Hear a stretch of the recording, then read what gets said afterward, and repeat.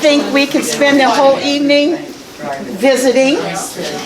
We had quite a discussion over 2 pictures over here on the wall already, and I must say I didn't know there were so many liquor stores in Onaga at one time. Or they moved around, I'm not sure. But anyhow, the evening is designed to have just a conversation.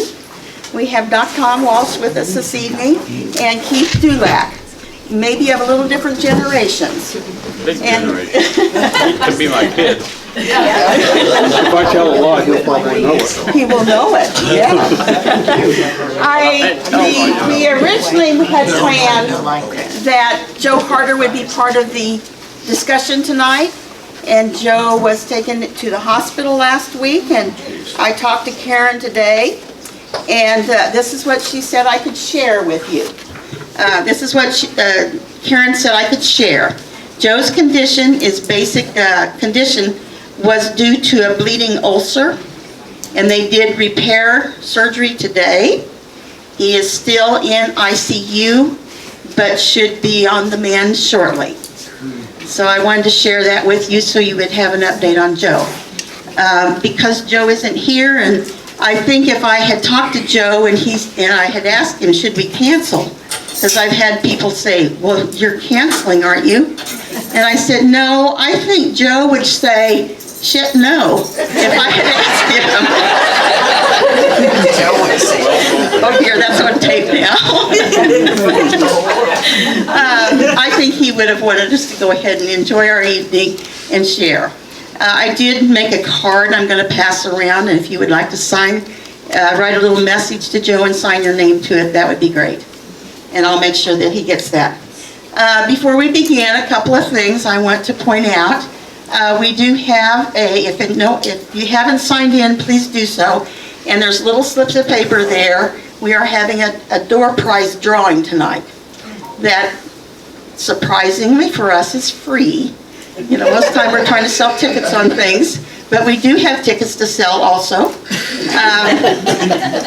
We would like to give this table runner away this evening. The Royals, who beat the Yankees recently. And the other side is K-State. They are $1 a ticket or 7 for 5. And then at the fair, we're going to raffle off the hat that Lisa is modeling. It's a new technique called felt burning. So if you want to buy tickets for that tonight, you may do that, but we won't raffle it off until the fair, because we thought maybe that would be an audience that might enjoy a hat of that nature a little more than some of us. And then I have, do I have to go back? We have our normal books and things for sale here, and I have 2 maps of old Wheaton. I forget the year it is, but it shows the LK&W coming through the stockyards and everything. So if anybody's interested in one of those maps, I do have 2 of those, and that'll be the end of that. You want one? You don't want one, Dr. Not yet. I can see the old road bed out west. Yeah. It might be interesting. Well, we're starting to get a lot of stuff from the Perez family, and on the railroad. So it might be Paul Perez. Or Betty Perez, because he was my class. There's a lot of Perez's. It's Paul. Paul's, Big Paul. Okay. He was up at the nursing home. Right. Paul and their daughters started to bring things in, and Larry Davis was by the museum the other day and gave us some really good information. So later on, we'll probably plan a gathering like this on the railroad. But we're here to find out about Onaga and some of the businesses that existed. And if you looked at the pictures on the wall, my theory was I was going to make it like a street. Well, somehow when I picked up the pictures that I thought were in order, weren't. And so making it into a street, like Leonard Street, just became impossible. But I hope you take some time and look at those pictures, and they're up there for you to write some memories down on them, because eventually what we'd like to do is to compile a book that will kind of give the history from the time they were built. We found out that Keith's dad built one of the buildings that I think his granddad. I made him older than I should, right? My hearing's not good. And then who went in there first and who went in there next and following that. So it'd be neat to be able to write those memories down. And as we go through the evening, as memories come up that you remember, please feel free to share whatever you have. I see Marilyn over here smiling. She's probably has pharmacy memories. So with that, I'm going to turn it over to Doc Tom to say a few words first and get the kick it off, and then we'll go to, how many of you know Keith? I think you all know Doc Tom. Can I use Never seen him before in my life. Turn that around so I can stand at it. We could do that. Would you? Uh-huh. Because otherwise I won't be able to hold the phone and flip these to me and they're going to say, Okay. I've only got 2 hands. Unless you want to help me. Podium. How many of you know Keith Dulac? What year did you graduate from Onaga? I from 1956. 1956, he graduated from Onaga High School. So he's going to go back to some, lots of memories in his, the Dulac building downtown, if you remember the old theater, and how many of you spent time in the Yellow Lantern? Yeah. So with that, I'll let Tom get us started. Thank you. Can you hear me? No, it's not on, I don't think. Sit up a little bit more, push your chair up more. The red light's not on. Put your hand like this. I'm sorry, it's got to go to that receiver, and, Maybe turn the receiver around a Hello? little bit. no, it did go bad. I think she, There. it shut off. All right. Can you hear No? now? Yeah. Great. So what I thought I would like to do this evening would be to talk a little bit about what businesses were in town when I grew up that I remember. And the time frame I'm talking about is a little bit later than Keith. It's probably, I can't remember things much before the mid-50s, but the mid-50s to the late 60s when I got out of high school. And I remember, I've got a couple classmates here tonight, so if I make a mistake, I'm sure they'll call me on it. So I'm going to talk a little bit about that first, then I'm going to talk about what it was like growing up in Onaga. I'm going to do this first and then let Keith talk a little bit so I don't get too tired. He's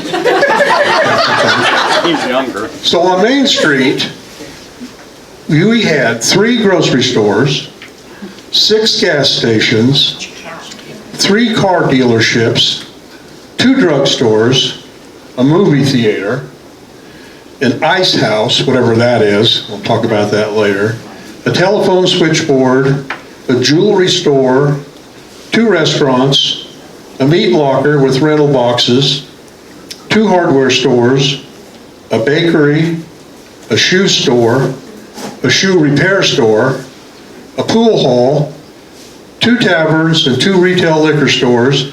One of the retail liquor stores had an inventory at their own home, so when you couldn't sell it legally out of on Sundays, you could sell it out of the back door of your house, I guess, on Sunday. I'm sure some of you know who I'm talking about. 2 attorney offices, a furniture store, a mercantile store, electrician's office, a hotel, IH dealership, a variety store, a full-service lumber yard, 2 feed stores, a sale barn, and 2 barbershops and multiple beauty salons around town. If that wasn't enough to keep people in town, we also had local train service to Topeka. Now, I don't remember that personally, but I did get that information from a historian that I'll mention a little bit later. But they had us, I think it ran from, does anybody here know about that? It ran from like Marysville down to Topeka and came? I took it from Kansas City to Onaga. Okay. So yeah, I know They called it the, Motor car. the Galloping Goose. no, it Wasn't was, it was, I'll tell you later. Okay. Maybe he'll remember it later. But yeah, that, and I think I looked online just to see if that was true or not, and there was a bunch of that services available. Motor? Okay, it was like a converted car or something. Okay. Anyway, they said the railroad stopped all that in 1955. So going into the grocery store, you remember going into the grocery stores, they had canned goods and bottled foods and stuff, but there was a meat counter, but there were no packaged meats. If you wanted 4 pork chops, they would cut them off for you. If you wanted flour or sugar, you tell them how much you wanted, they put a little paper bag on the scale and they would scoop it out for you. And the other thing that was kind of interesting, and I think, and it doesn't seem like it's been that long ago, but Marcia, when we first came to town, she went with me to the store one day, and as we were loaded our sack and we were walking out, she said, "Oh, you forgot to pay." I said, "Well, they'll have the bill ready at the end of the month." That doesn't happen much anymore. The other thing is the gas stations were similar. You drive into a gas station, and they would always fill you up with gas, but they'd wipe your windshield, they'd check your oil. If it's in the summertime been hot, they'll check your radiator fluid. If a tire looked low, they check your tire pressure. And it was the same situation. They would you go in, they fill up, and you drive off, and you go around and pay your bills at the end of the month. So the car dealerships were probably more just for repairing cars. Although you could order cars, they didn't have the inventory. You don't walk in like you do at a car dealership today and say, "Hey, I'm looking for a car," and you drive off the lot with one an hour later. You could order one, and I think it took... They had them on lot. They would order them. You say, "Oh, I want this, and they would build it. They'd build it. It'd take 8 to 12 weeks, is my recall, to get your car in. We had 2 drugstores in town. The main one, where the drugstore is now, was Joe Wood's. And I think they sold most of the prescriptions, but across the street was Louis Burgess. You remember Louis? Oh, yeah. I think that's about where the drive-in is through the bank now. Yeah. And as kids, we always liked to go to Louis' drugstore because he had red licorice. And he also had a gumball machine in there, that you put a penny and you get this big gumball.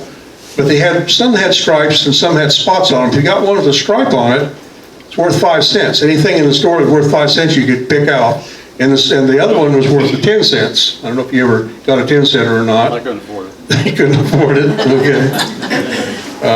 Down the street, between where was the old Sinclair station, where the Mexican restaurant is now, and it was Carl's Steakhouse then, at some fellowship hall. Now, there was an ice house. And what the heck was an ice house? Well, it was a wooden house that had thick walls, and I think it was filled with sawdust in between. Blockhouse. It was block ice, exactly, and people, what do you do with block ice? Well, in the summertime when it was hot, you'd go in there, and some people still had ice boxes. What's an ice box? It's not a refrigerator, it's not something you plug into the wall, but you put the ice in the top of it, and it would keep things cool in there for a period of time. We had a refrigerator, but I still call it the ice box, as everybody in our house called it the ice box for years and years. The other thing that we would use it for was in the summertime when it was very hot. My dad would take the back door off the house and he'd put an exhaust fan there and tack up a sheet, and then he would open the windows to the bedrooms all about 6 inches, put a pan there, chip a big chunk of ice off, and set it in there, and it would keep you cool at night. Kind of humid, but it kept you cool at night. A better use was making homemade ice cream. That was my favorite. We'd have a tank, and you'd fill it. Mom would mix it up, I don't know, and they would put ice around it and salt, and then you have to turn that crank. And my brother and I that would be our job. We'd turn that crank and turn that crank and turn that crank. We'd finally get stiff enough where you could take it out. And our reward for doing all the work was getting to lick the paddle, which of course gave you brain freeze. If you ever did that, it hurt for a while. But it was well worth it. They did come up with an invention that I remember later. It was an electric ice cream machine. And the first time I ever saw one was at the Catholic Church. They had it as a present for the drawing. And there was a guy who lived outside of town with his sister named Leonard Fisher. He won it. The problem was he had to turn it back because he didn't have electricity in his house. I think they were able to turn it back into the store and gave him a crank one. So that's what the ice house was all about. Telephone service, if you go on across the street where the Doughboy is now, there's the telephone building. That was the telephone building. It actually had live operators in there. So when I'd go home, walk in the front door of our house, we had one phone, it was on the wall. There's a crank phone. You crank the phone, an operator would say hello, and then you tell her where you wanted who you wanted to talk to. Our number was 93. So apparently there was less than 100 phones in town at the time.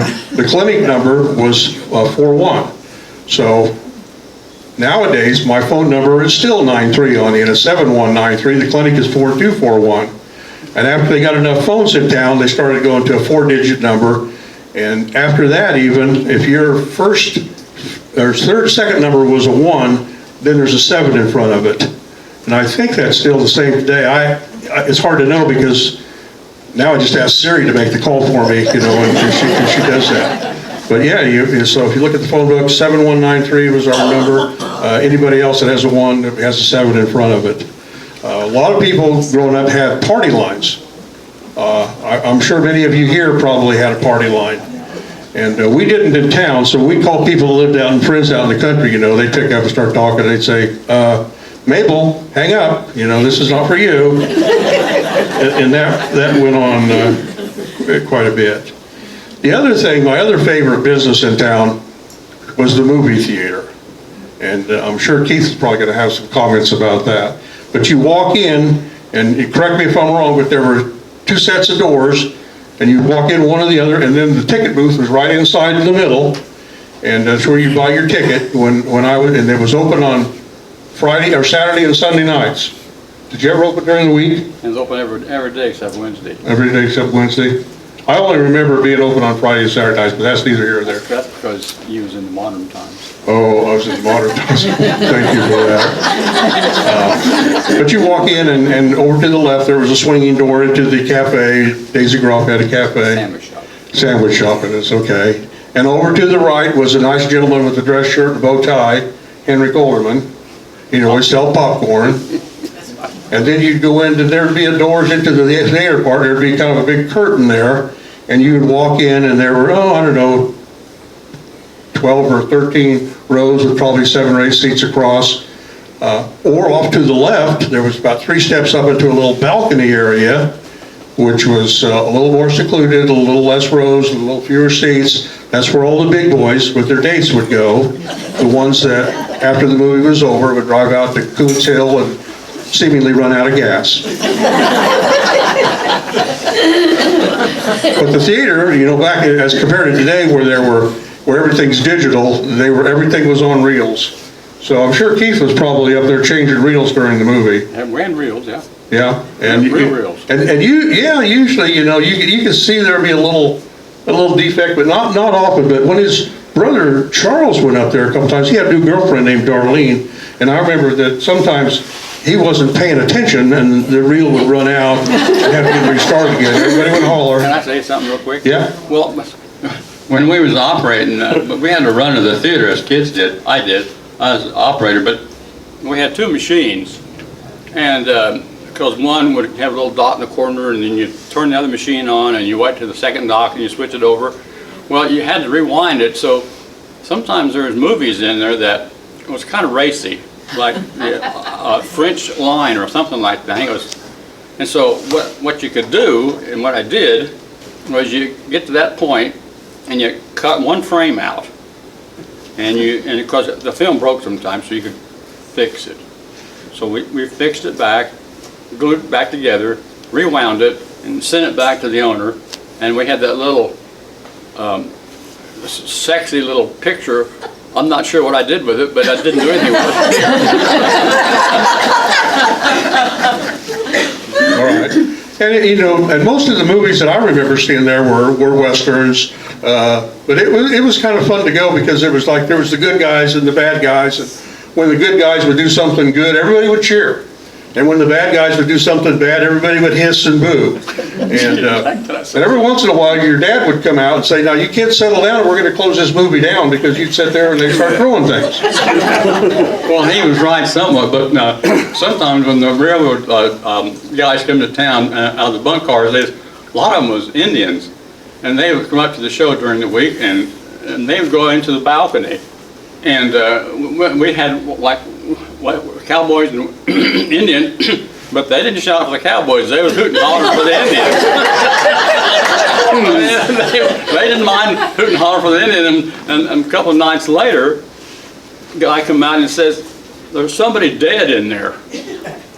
And my dad went in there and he looked, well, it was a drunken Indian. He just fall over and he looked like he was dead, and they had to pick him up and take him down to the bunkhouse where the rail cars were, and that's just one of the exciting things you're going to hear about later also here. Anyway, so it was a great time. Now, I'm going to talk a little after a bit about what it was like growing up in Onaga back in the day.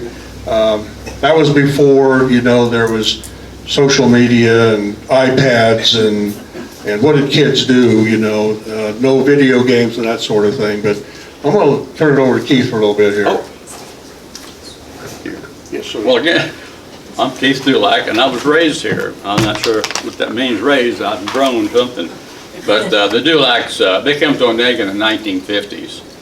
And my great-grandfather was Johann Baptiste Dulac. My grandfather was Baptiste Xavier Dulac. They liked Baptist, apparently. And my parents were Glenn and Leona Dulac, and they are the ones that owned the theater, the Yellow Lantern, and they had a farm 7 miles north of Onaga. But there's something that first, hold on, please. There's something my brother gave me that I was supposed to read to you. He was a Navy guy. So, here goes.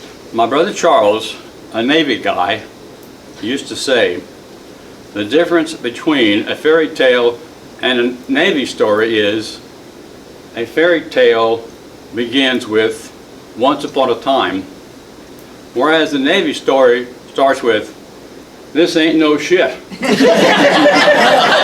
so tonight, I guess we're going to consider this a Navy story. Oh shit.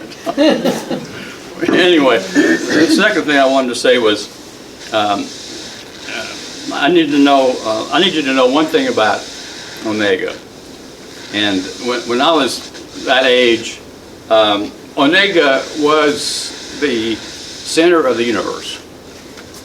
They were, but I'm going to ask you to hold that just a little bit more up and face it toward that, and we can all hear you. You kind of got a quiet voice.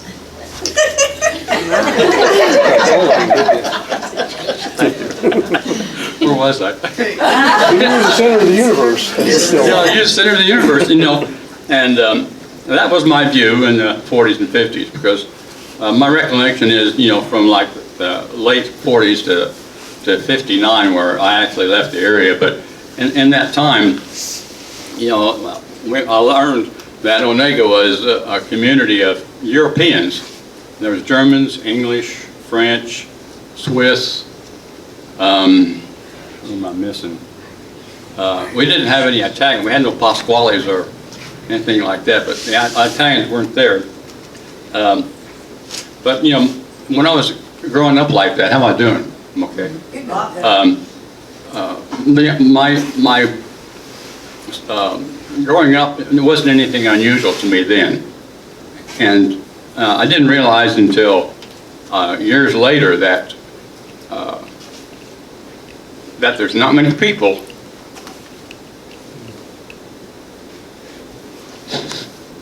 that had it as good as I did. And so I was fortunate. And as it turned out, Onaga was my playground, because I had a bicycle. I could go anywhere I wanted to in town, because there was no worry about where I was. If I was going to get kidnapped, if I was going to get run over by a car, things like that, you know. And we use it as transportation essentially, because when they got running the theater, I was old enough that me and my cousin, we were tasked to deliver handbills to every house in town, and we did that at least once a week. So I know Onaga like the back of my hand. I just didn't know it had street signs saying, "Where do you live?" I said, "I don't know where I live. I live right across the street from the Fort Garage." I didn't know I was on Prospect and 3rd Street. Is that right, Marlon? Anyway, but you know, we had was it Heights Creek just outside of town. Is that the name of it, Heights Creek? We used to go swimming in Heights Creek. We go down there, and we didn't have a pool back then, but we go down there and jump in that pool and swim. And we had our bicycles. The only thing sad about that whole thing was I lost my 8th grade graduation watch in Heights Creek, and I had to lie to my parents what happened to it because they told me not to go swimming in Heights Creek. So I had to make up a story, and I'm telling you, you don't want to lie. You want to tell the truth no matter what the consequences are. But anyway, the fun thing was actually the theater and the Yellow Lantern, because we had those things to do, and the farm kids had chores to do, and we were considered city kids that worked on the farm because we had both the theater and the farms to work on. So we had chores every day. We had to, you know, clean the theater, move trash, and get it out. And one story that I wasn't sure I should tell it because my sister's not here, I can tell it. But we had to deal with everybody, all of our cousins, that any money we found, because people did lose change occasionally, and then we would split. Well, my sister, she found a quarter one day, and she went not next door to the sandwich shop, and she got her a payday. And she come out and she showed us, there's 3 or 4 of us there working and showing us, you know, what she got with her money. Well, I looked at it, and it had worms in it. I looked at it, I said, Alan, that's got worms in it. And she threw up.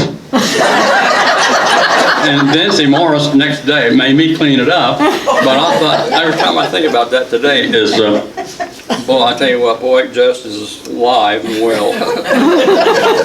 And other things I had, though, really, it's more personal, is the fact that I had my Catholic faith. And it was nourished by St. Vincent de Paul. Those people at the parish helped me a lot, as the people here did also. But in the late 40s and 50s, I left that area, and I need to tell you what Tom said, a lot of the things that I was going to say, and he did a really good job, by the way. The only difference I'm going to do, I might do some of the same, but I'm going to tell you where this particular business was and how I dealt with them. And anyway, you all heard of Saturday Night Live? Well, I think they got their name from Onaga on Saturday night.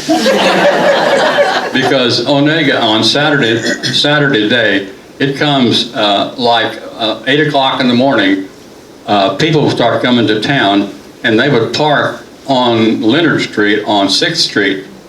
Same people, they get to about 2 o'clock in the afternoon, and they would sit there all day long, and people would come around and get around them. And I think they had a race a lot of times as to who got that prime seat, but they would sit there and watch people until like 10 o'clock at night and enjoy the heck out of it. And of course the farmers come to town, and there's a lot of farmers in here tonight, so I know that when they come to town on Saturday, which they didn't come that often, they wore their best overalls, they had a white shirt and tie, and they would bring their eggs to Gomes Market, and I worked there then, and they'd bring us 30 dozen eggs.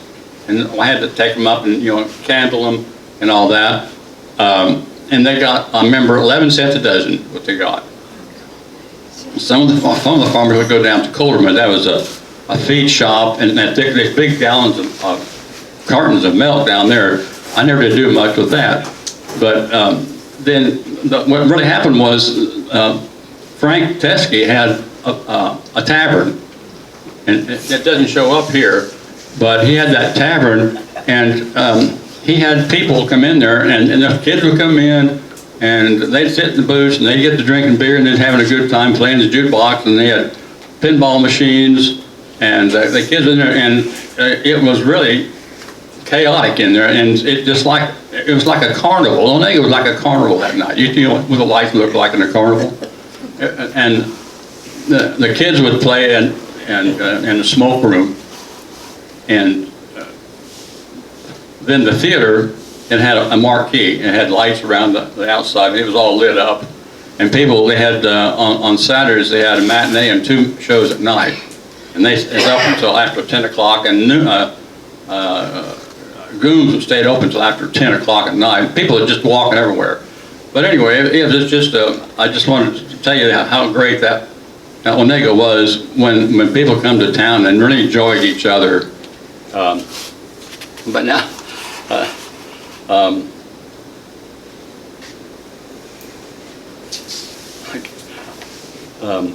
I'm going to start, when I sit down to think what I was going to say this evening, and Tom did a really good job, by the way, for a couple of things, but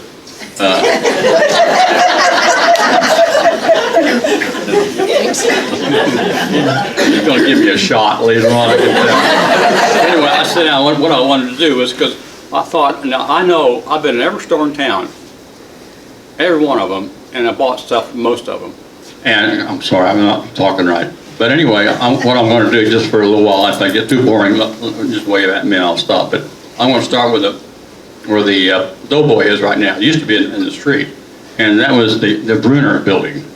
And in that building, they had this dance floor. And it was a loud, shoe-stomping, boot-kicking place they had. And they had live music in there.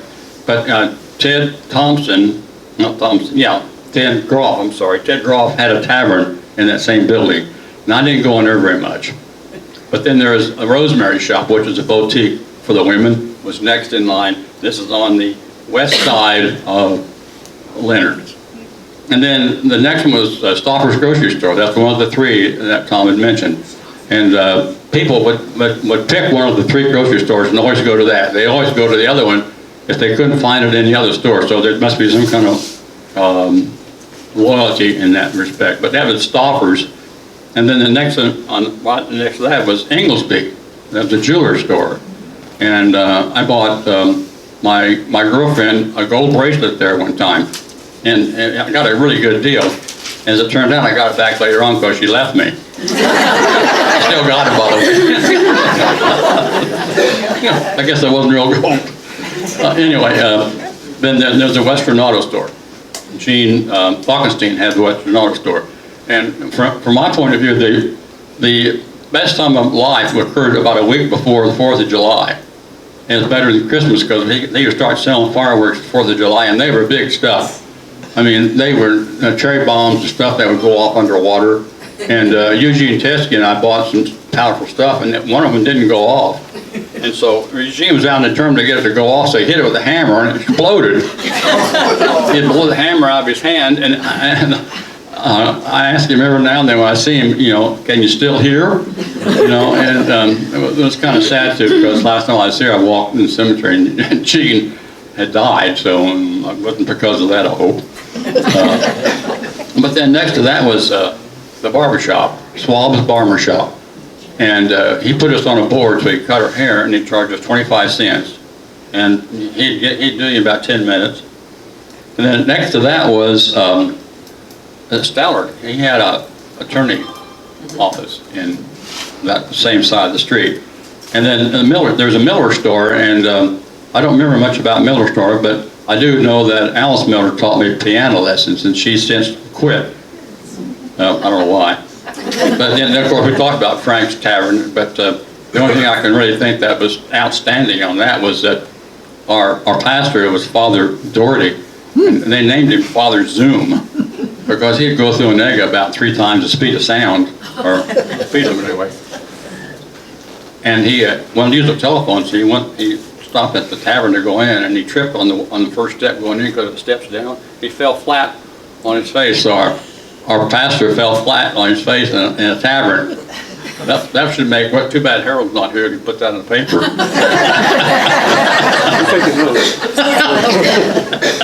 Well then, actually that was Gertler's, and I don't know much about Gertler's, but I just know that's where they were.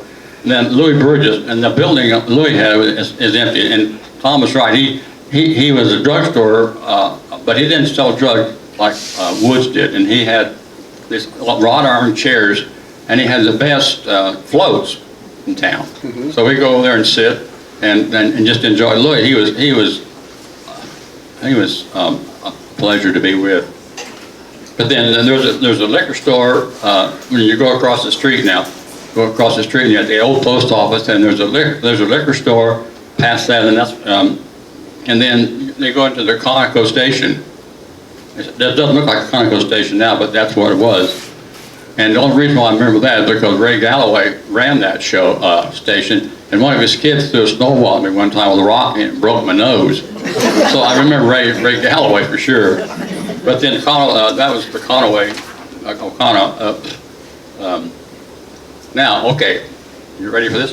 We're going to go across the street from Conoco, and that was a Chevy dealer. You don't know, I don't think you believe it, but there was a Chevrolet dealer in Onaga. Daler owned that, and they moved to Omega in years. But that was a big deal because they did show the cars, and at least like in the 50s, then they had the Onaga generator, which generated power, you know, for supplement for KP&L. Then you had Ernie Kellywatt. He was. Do you remember Ernie? Oh, sure. How would you characterize him? Well, when we had 6 filling stations in town, and I remember that the power grid wasn't as good then as it is now, and every time it flashed a little lightning in the west, lights would go out. So then people, if they go to the gas station, all the pumps were electric, except Kilowatt. He had a ground tank, and he had a big reservoir tank, and he had a hand pump, and he'd pump gas up into this big reservoir, and he'd run it off by gravity. Yeah. And he used to, he would open up on Saturday nights after the movie was over, he would open up his station, mostly kids would go in there from 10 to 12. Absolutely. And he would sell potato chips for 6 cents when everybody else selling for 5. Pop was 12 cents, everybody else selling for 10. But he was kind of a historian a little bit too. He would talk about, well, they called him Kilowatt because he built the first power plant, which is where the KP&L building was. I think that was his building, right next to it, you know. And it was, and then he used to deliver gas out in the country. He had a couple old Kaiser cars. Yeah, it had barrels on a thing. He had 3 barrels, and he'd drive around, deliver gas to the country. And he delivered ice to people who had ice boxes in their house. So, but yeah, he was kind of an ornery old guy. He was. I can tell you some stories about him, but not in this crowd. If anybody wants to stay after, as a matter of fact, if anybody knows someone, wants to raise their hand and say, you know, I want to tell something right now before I forget, because I know when you get to be a certain age, you forget your things that you're trying to think about. Just raise your hand and we'll call on you, right, Pete? I think it's a good idea. Kilowatt. Ernie Frazier's was his name. But you know, I have something to say about him also, because he earned all the crap he got from everybody, because he would always have nothing good to say about anybody, actually. And my dad told me this story, that he would go up in his little office and he'd sit there and he'd type, and he'd put his finger up his nose like that. Then he'd type on things some more and sit there. Well, my dad took some Limburger cheese and put it on the keys. And Kelly, he would type and he'd put.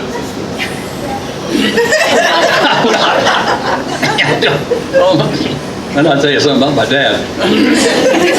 But anyway, we'll go on from there.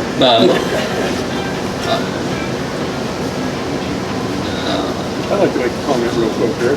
I think you talked about Father Doherty. He was the priest that was here when I was baptized, that they were building the church. Yeah. And he went around to everybody and said, we're building the church. You know, you're a farmer, you're a doctor, you're a lawyer, you work in the factory. Here's how much you're going to pay. And that's what everybody did. Yeah. He was actually a good friend of my dad's, but he was a tough guy. He would stand out there. I remember church with his watch. If anybody walked in 1 minute late, he stopped mass. That was not good. Or if you decided to leave after communion, he would stop and call you on it. So, but he got the church built, and that was the main thing. So because I hate to criticize my pastor, because he was a good guy. I mean, he was faithful, I think. Yeah. And but I know one time there was 2 sailors come in and they was late, and he chewed them out for being late. I was just glad to be there. Anyway,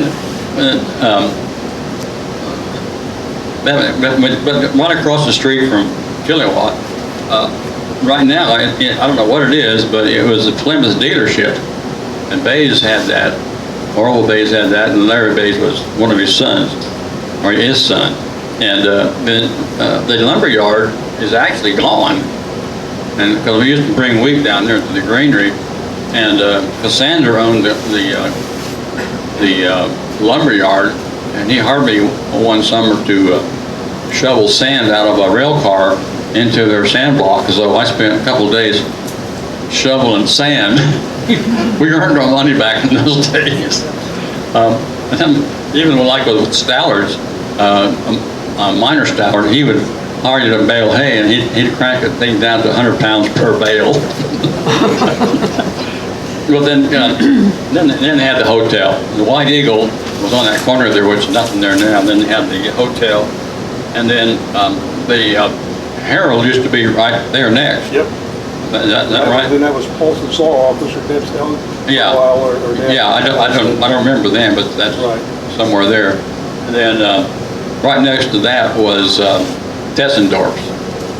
It was the furniture store I mentioned, which was a furniture store funeral home, which is kind of a common thing in rural Kansas towns. Right.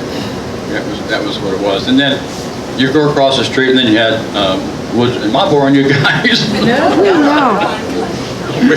Anyway, go across the street, and that was Woods Drugstore. Now, that was a place that when I was little, Mother gave me 25 cents on Saturday night, and I'd go over there, and I'd get me. I had to make a decision if I wanted to get a chocolate marshmallow sundae from Harold, or I don't want to spend 10 cents on the comic book and get the Black Hawks. It was a hell of a decision.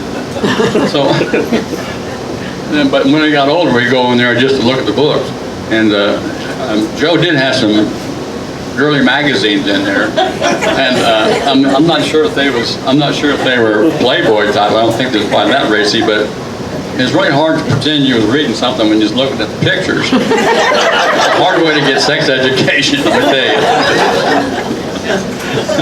Oh, okay. Anyway, right next to it was Juneau Pool Hall. Now, I don't know what's in there right now, but That's where the Herald office is now. that's where it is now, because that was a place where my grandmother says you will not go in there, because it goes in there and they had snooker tables, and they had people, men mainly, you usually see women in there, had around the wall these. No, thank you. Around the wall, and then men would sit there and smoke, and they had spit tunes, and they'd spit in those things, and they'd smoke, and they'd cuss, and you want to know how I knew that? Well, because my friend told me.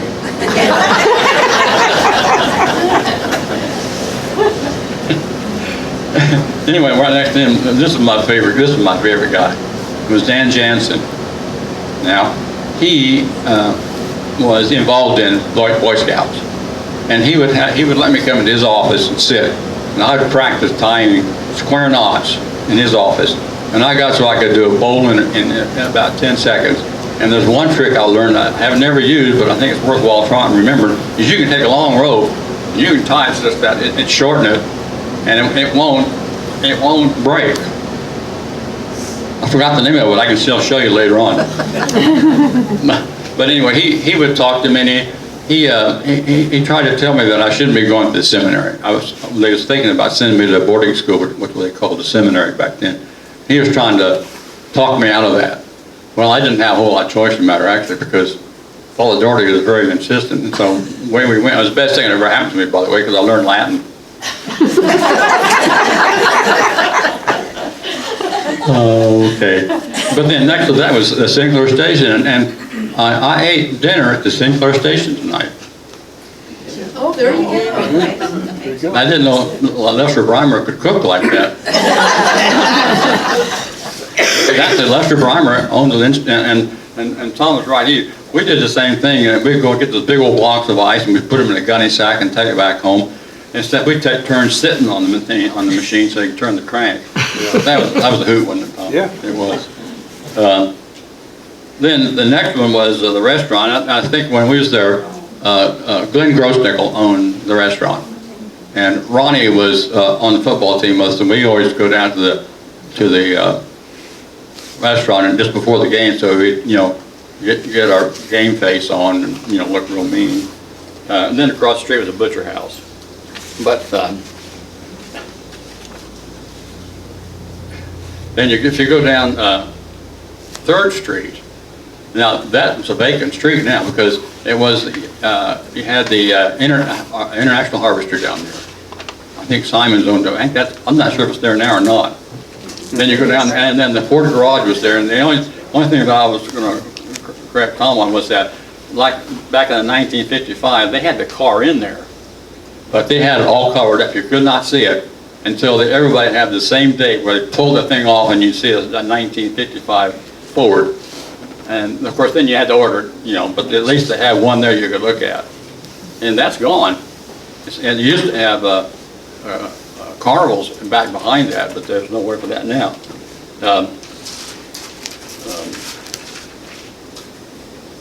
Then there was Florence Linebaugh's house, and then who lived next to them? Well, I just looked up tonight, and we live real close to we live real close to 3rd and Prospect.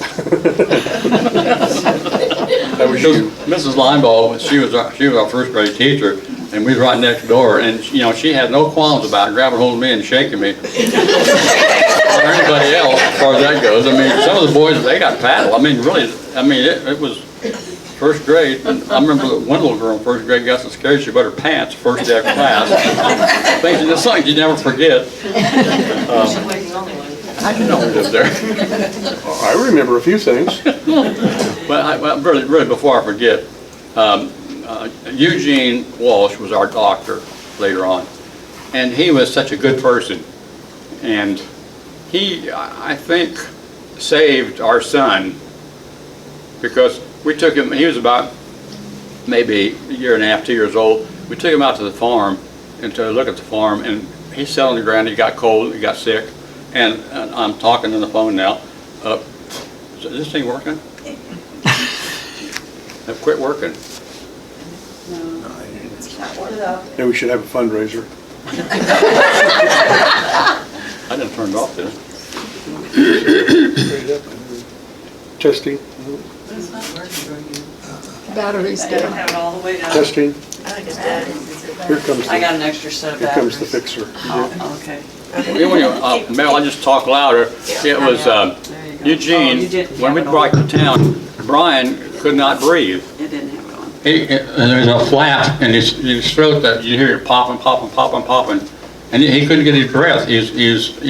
And so Dr. Walsh took him, put him in his car, and took the necessary tools they needed to, if he had to stop on the way to Topeka, to, what did they do when you're cutting to your throat so you can breathe? Tracheostomy. Yeah, he could do that on the highway if you had to. But anyway, he took him to the hospital. This thing's not working again. I can see you. Maybe it's wrong again. Well, anyway, he did. I think he did save our son from a terrible thing. That's neat that he did. Awesome. You touching it with these? I think you're touching it with your hand and you push it off. See down Well, he here. tested it for me. He said it wasn't off. No, it's not off. So I don't know what you're doing. Don't remember. Do you? I'm gonna check. There you go. That's good. Yeah. Should put There it you in go. the same Hopefully, box. we'll see. You want to add anything You want me there? to say something? Anyway, I just appreciate, and then of course, Tom followed in his footsteps, and that was, I think, a blessing for Onaga Yeah. also. Yeah. Can you hear it? No, No. I it's, don't hear it either, so I'll try to change that. Talk loud. You know, Florence was still alive when I moved back here. She was? Yeah, she was kind of a mean person, but I'd always tell these little kids, they come in, I says, my 1st grade teacher, comes in and I give her shots when she doesn't need it.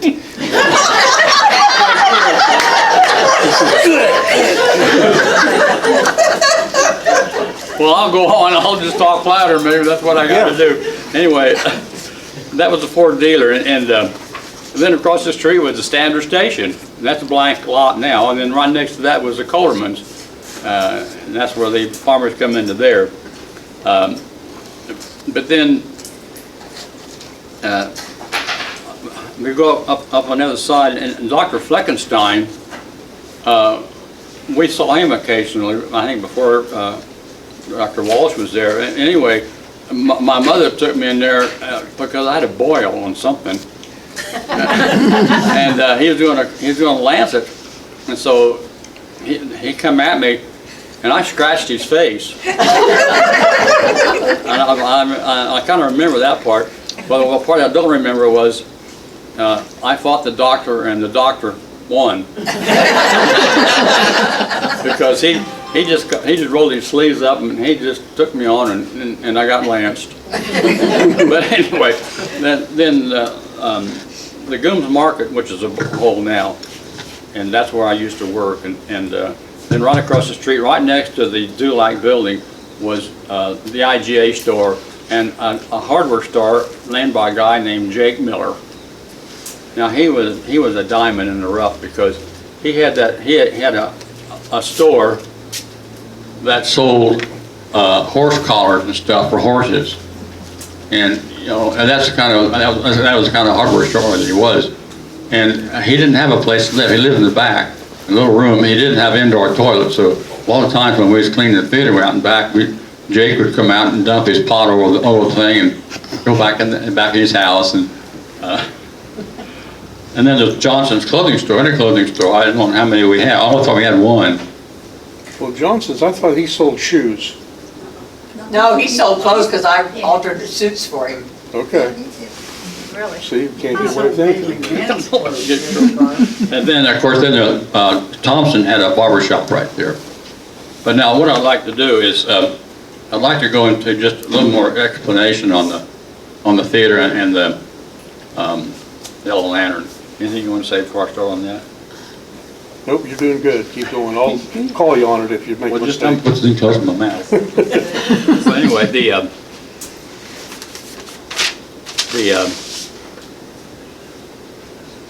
theater, I mentioned earlier that we had to clean that thing every day, and it wasn't easy because it made a lot of dust, and I don't know how they ever got the thing clean really, but my cousin and I, we'd sweep it, and but there was a lot of horseplay went on too, and I had a hard time explaining how those holes got in the Celotex from the broom handle. We'd throw brooms like spears at each other, and they got caught doing that. But the Dulac building, if you ever noticed, if you ever went over there, on the top of it, it's got a B Dulac 1905. And so that building was something else before the theater, and I think it was a furniture store before that. And they about in the early 40s, then they cut the floor, lowered the floor, got seats, put in the balcony to the left-hand side of that, and then they had the stage, and had curtains and everything. By the way, you got to go to the museum because a lot of this is on display up there. Curtains that you'd open up, and it had lights that would rotate on the screen, on the curtains, and it was a big deal. But a lot of kids would try to sneak in, and a lot of the kids had little BB things they'd shoot at the screen. And if my dad caught them doing that, they've gone. But it's hard to catch people like that. Okay, sir, so a couple of years ago, we had a funeral up at the Catholic Church, and we ladies served the lunch, and I visited with a Dulac. I wonder if this is your sister from Topeka? She said she was a Dulac. She told the story that it was her brothers, I think, that would get up in the rafters above the grill in the sandwich shop, and one day they decided to drop raw popcorn. That was me. That was going to be my Wait a question. minute, how did you get that? Who told you that story? I can't remember her name. I remember she said she... Mary Alice.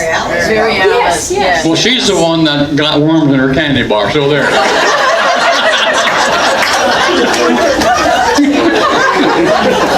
But anyway, that's a true story, and the only reason why I didn't get caught because Jackie Savage over me, he was up there, and his foot went down through the ceiling after dropped the popcorn, and we beat it out of there as fast as we could. We got down on the floor, and they grabbed a hold of us, and they looked at his shoes, and he had the shoes on that come through the roof.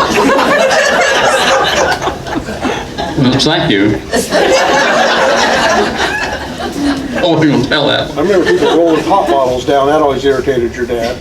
Roll down, clank, clank, clank, clank. Oh, I suppose it would. It And wouldn't be and one night we're sitting there and there was a bad guy on the screen and an ice cream cone stuck to the screen and slid down. I'm not surprised. I mean, well, my dad, though, I gotta add this, it was more than a movie theater, because he was a person that would put on shows, because he had people come in, they would throw knives, he'd put them on the stage, open the curtains up, that was a big deal, curtain opening up, and they have a person throwing knives at another person. And that was scary for me. But, and then one time he had a mummified Indian in the lobby, and people would come in and they'd view the mummified Indian, and all he had on was a napkin. What the railroaders think. Well, they wanted to lift up the napkin. This is no shit, you guys.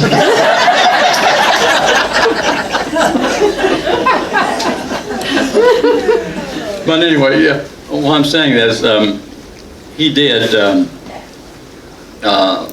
lot for Onaga as far as having an entertainment center, really what it was.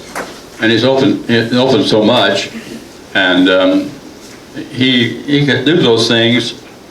And actually, when Paul was mentioning the fact that they're building that church, St. Vincent de Paul, there's no place for church services, and so the Dulacs volunteered the theater to actually have services on Sunday, which meant that we, the Dulac kids, had to set the altar and get ready for Mass the next day.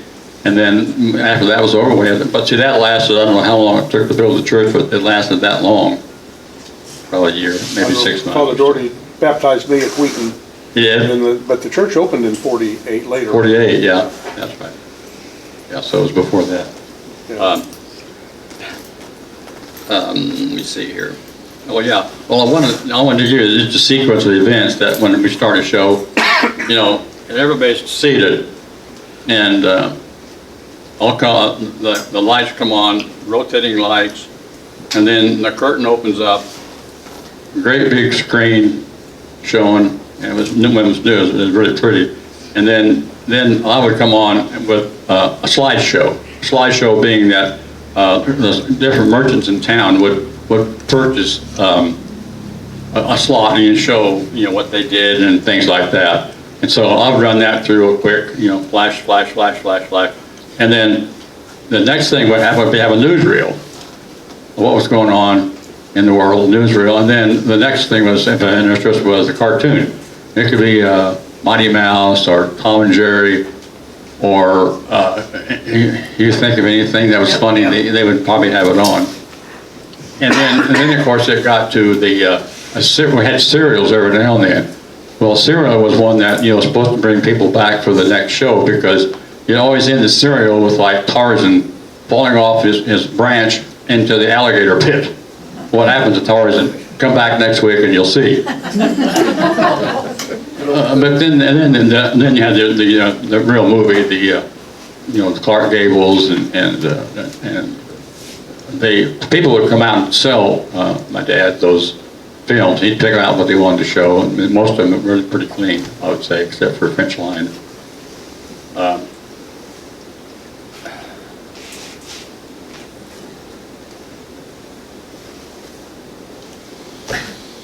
Timeout, operator's having a fit. Have that slide when the machine didn't work. Keith, Yellow Lantern. Yeah, it's next. I just didn't want to. But anyway, Yellow Lantern. Now this is fun because you probably remember American Bandstand. American Bandstand it started in 1952, and it was shortly thereafter that the Yellow Lantern come into play.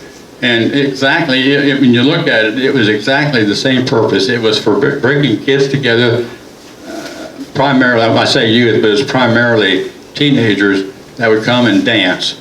And what it amounted to was boy meets girl. And that mixed things up.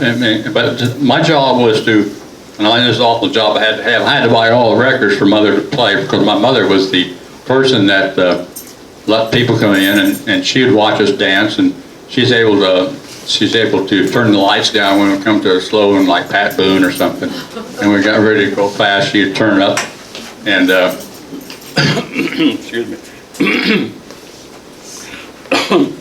But it was a doo-wop.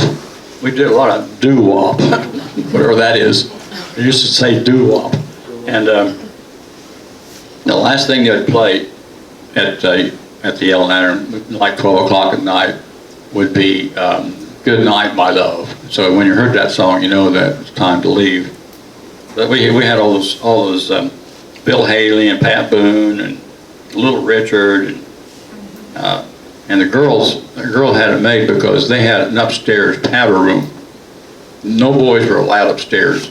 So the girls would go up there, and you'd hear them talking and always wondering what was happening. But they're probably talking about us, you'd think. How good dancers we were and all that. Did you know that there was a window of that powder room and you could crawl up the side of the building to get in there? Don't let those people know, because they'd probably catch me at it. Yeah, I was going to say something else.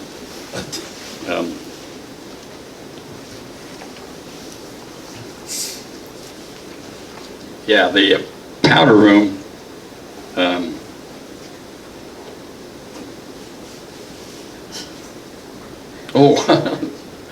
My dad, being the kind of entrepreneur he was, he'd get black bands in Kansas City, live bands, come in, like there'd be 4 or 5 people in the band. They come in there, and they was professional people. I don't know how you got a hold of them, but they'd come in there, and that was just a joy to be able to dance with people like that. And the only thing I really regret really about the Yellow Lantern is I could never get my mother to dance with me. I don't know why. My breath? I don't know what it was. Anyway, she didn't dance, but she is just a lot of fun, and she let us have fun. You want to say I'm going to end this here in a second. Do you want to? You want to rest a little bit? Well, I guess it says pause. We're going to pause for a minute, okay? We do have some refreshments, compliments of Maryland McCord, and we have some lemonade and tea. If you want to get and stretch for just a little bit, get your refreshments, and then come back and sit down, and we'll hear a little more from Dr. Tom and Keith. And anyone, how many of you thought of some memories you'd just love to share? And then we'll share some memories. So, I got one more thing. I just want to say that in all my travels, for fun and for work, that there's no place like home.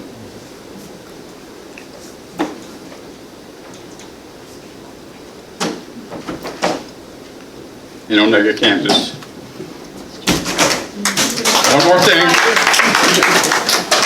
Remember, this is the center of the universe. Do I have time to tell a joke? Yes. Debbie, I got maybe 2, but 1. But it's about a little lady, and she was about 3.5 feet tall. And every time it rained, her crotch hurt. You can't tell us in church, but So she went to the doctor, Tom, I don't think it was Tom, was it Tom? Anyway, he said, every time it rains, your crotch hurts? She says, yes. He says, well, get on the table. She got on the table. He goes over, raises her little skirt up, put it down, he says, I think I see the problem. He goes over to his drawer, gets his scissors out, comes over, because his little dress, he goes, snip, snip, snip, snip, snip, snip. He says, now, get down and see if that's better. She got down, she says, that is a lot better, what'd you do? I cut 2 inches off the top of your galoshes. I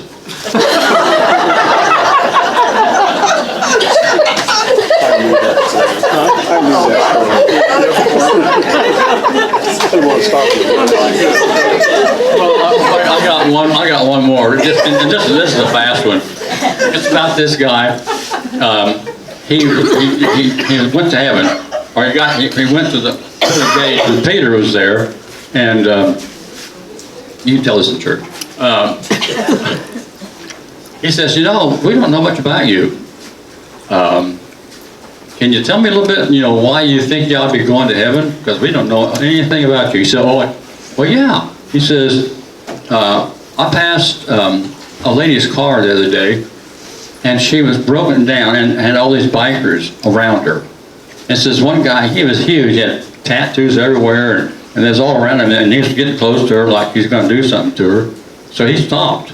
He pulled over, and he got out of his car, and he went back to that big guy. He says, listen, you leave that woman alone. Don't you ever touch her again like that. And all you guys also, leave her alone, or you're going to have to deal with me. St. Peter says, wow. He says, that's really good. He says, when did that happen? He says, about 15 minutes ago. Break time.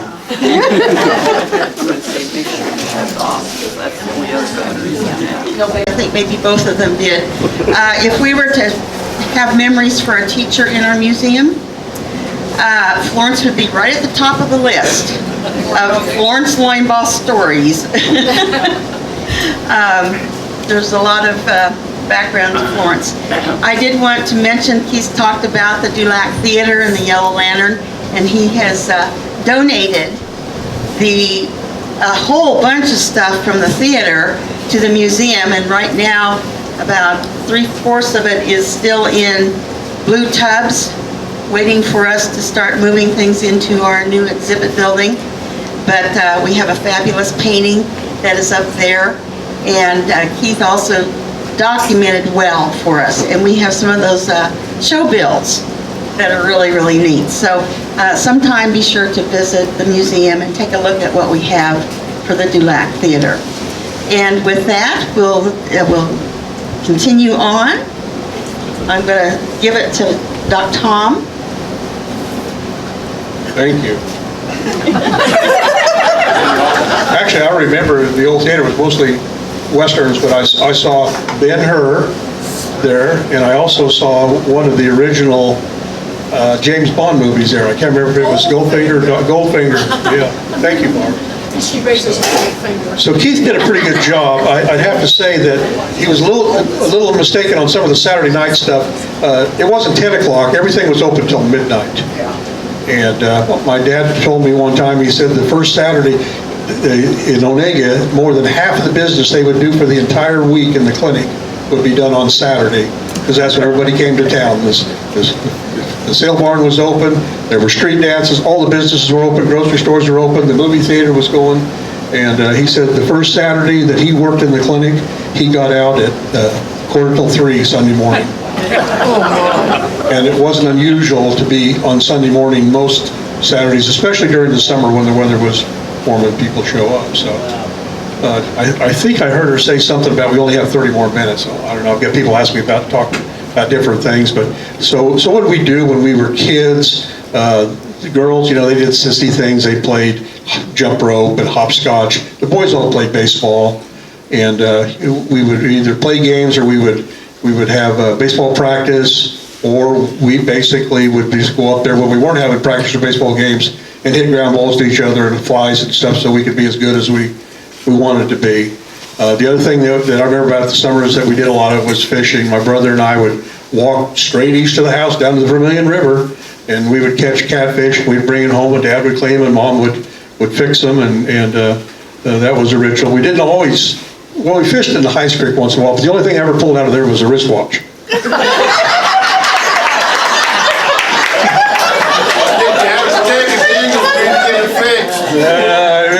It was pretty gunky looking by the time I got it out. It was a bulletly, yeah.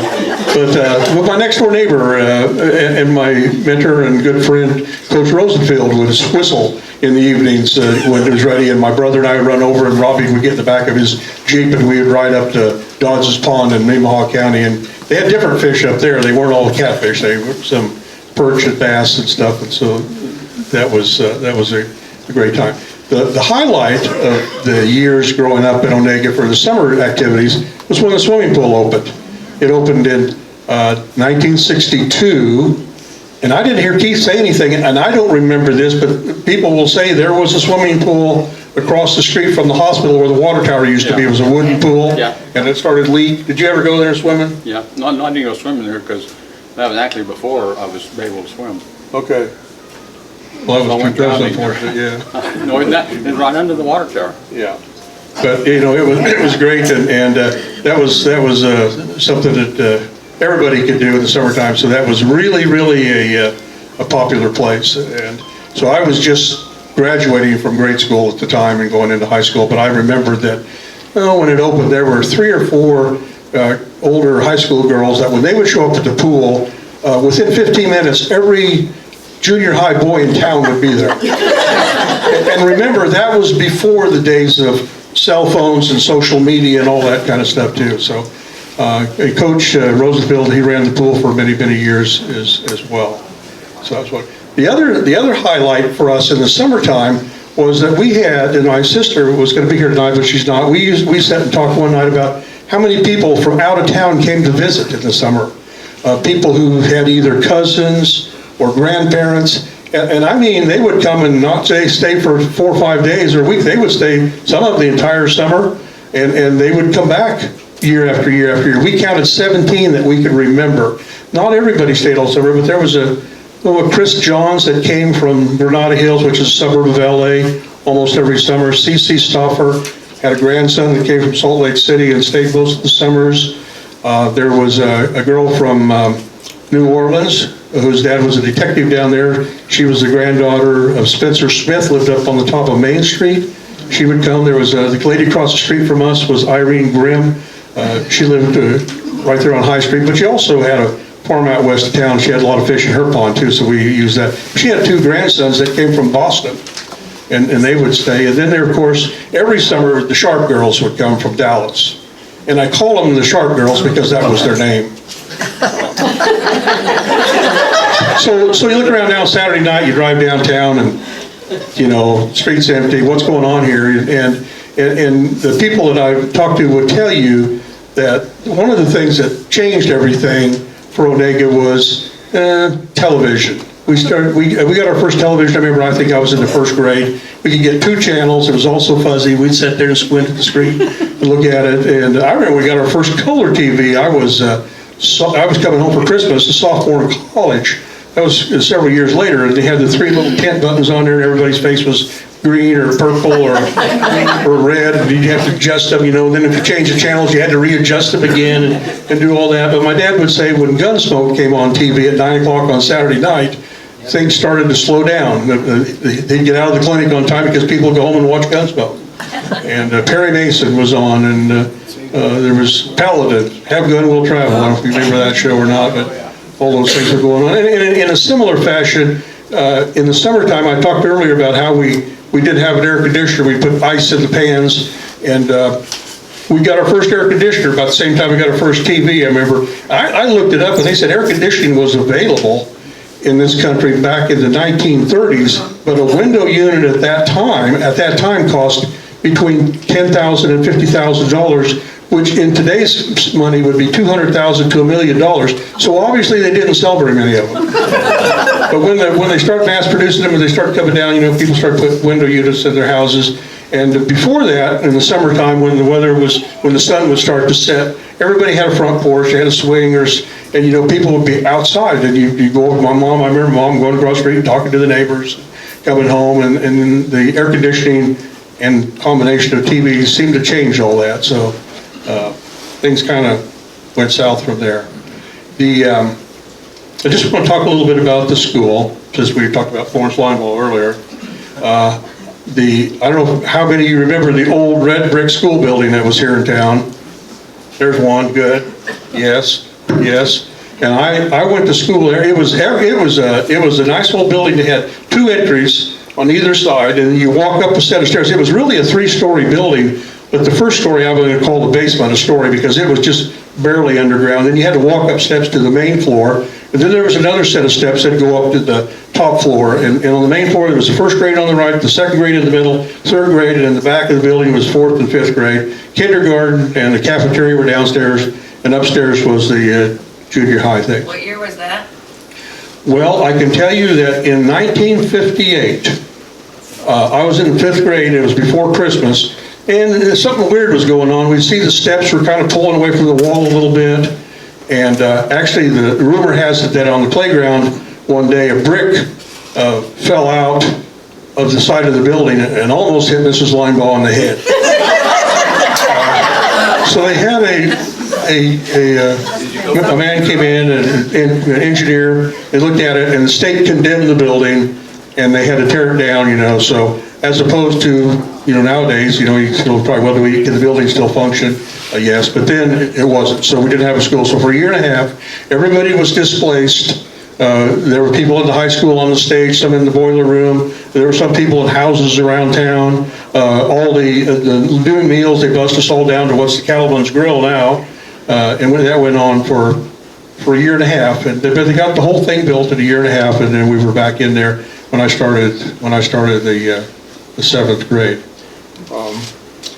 I'm going to just do a little history lesson here too. You don't have to take notes because there won't be any quiz later on, but since I was involved in healthcare for so many years, and I found out some of this stuff when they opened the new hospital. I'm going to call the hospital up there now the new hospital, and the one where Keith and I were born, the old hospital, and then there was the original hospital, or not where we were born, that was the one that tore down about 10 years ago. The original hospital was on Main Street. I don't know if many of you know where it was.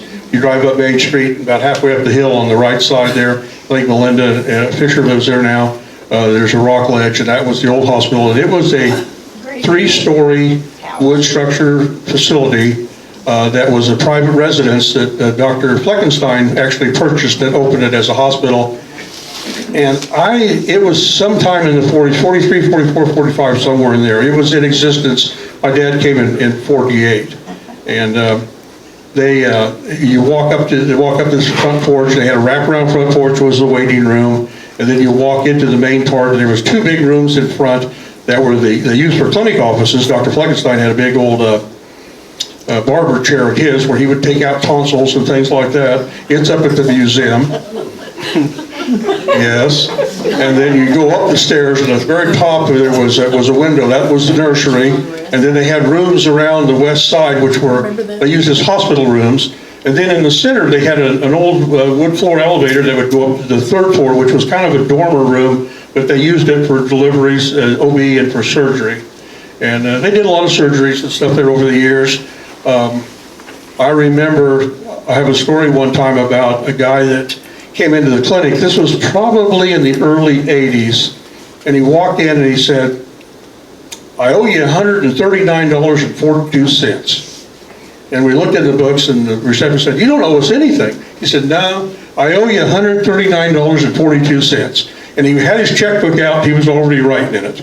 And she said, "Well, what are you talking about?" And he says, "Back in 1951, I fell off my tractor, and I broke my hip, and I broke a couple of ribs, and I was in the hospital for 3 weeks, and Dr. Walsh and Dr. Fleckenstein did the surgery, repaired it, and I told them, I don't have any money." And they said, "That's fine, just pay it when you can, and I'm not going to my grave until I pay you the $139.42.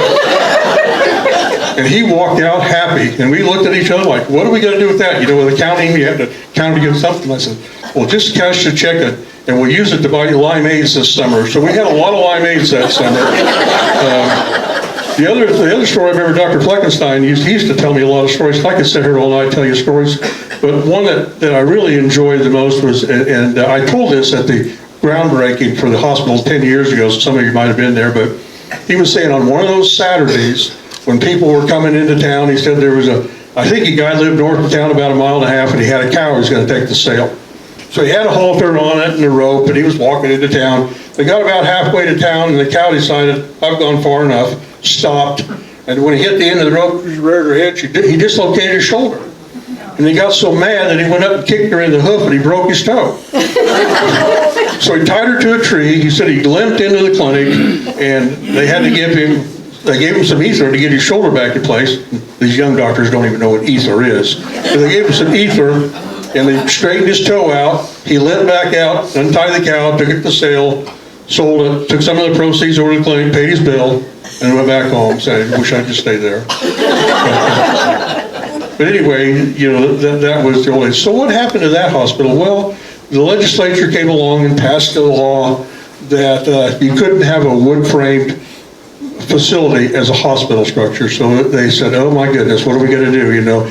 They had a hospital in town now for about 10 years. They were kind of spoiled. They said, we need a new hospital. So the community came together, and I think it was C.C. Stoffer, which owned one of the grocery stores, was kind of the main instigator, and he got people together and said, we need to build a new hospital here in town. And they sat down with the doctors, and they had a big map of the area, and they just started writing lines around on it, and it was like, these people go to Onaga to the hospital, these people go to Wamego. These people go to Onaga, they go to Holt. These people go to Onaga, they go to Seneca. And they basically developed, the problem was that it incorporated more than one county. It went up into Marshall County and over into Jackson County. And at that time, there was no law that you could have a community hospital. So one of the young lawyer in town by the name of Wayne Steller went to the legislature, and I think Roy Tessendorf, some of you might remember, he was a state senator. He may have been involved in this too. But they wrote a new law so you could have a community hospital. And that law passed on March 3rd, 1955. I remember that because that's the day my sister was born. So my parents were celebrating twice that day. So they got the new hospital built, and they stayed in the old hospital as a clinic until the new hospital was built, and they moved into that in 1957. And then after that, they started building the old clinic, the old red brick building that was on the corner. There was a flag there now and a nice sign. And they moved into that in 1959. So then what happened to the last hospital? Well, it went along, it worked for 58 years. When I came back here to practice, it seemed like it had been there forever. But it was only 18 years old in 1975. So it was a facility that lasted for 58 years, and they started having a lot of problems. Again, new issues with legislation, and I think they had to have a sprinkler system, and there was a lot of infrastructure that was not good, and they decided, it's going to be probably more expensive to try to fix it up than it is to build a new one. So what happened, that was Greg Unruh was here at the time, and they decided they were going to have a bond issue. And the thing that is amazing to me was it went to a vote, and people had to vote the tax themselves, and it passed yeses by 80%. Unbelievable. Wow. You can't get anything 80% today, anything done, so that got done. And then I would also say that over the years, we've been so blessed to have board members that have just been so good about doing whatever needs to be done to help us maintain our hospital and maintain our staffs. Deb's dad was one, Milton Henneberg, and there were many others. I don't want to start mentioning them because I'll miss somebody, but it was a wonderful time, and I think the future of healthcare is just really solid right now for Onaga. Earlier, I think you asked me if I would talk about, there used to be a 4th of July dance. Who all remembers that? How many went to it? How many stayed out all night? My goodness. Well, when we were kids, when I was in grade school, we mostly were playing baseball and fishing and swimming, like I said. I got into high school and I started baling hay, and I worked for Howard Smith for 2 summers down at the lumber yard. And in grade school, the only way we had to make money was to go around and pick up pop bottles and take them down to Google's Market, because you get 2 cents for a pop bottle. And you might get 10 or 12 of them, we'd find them just walking along the ditch.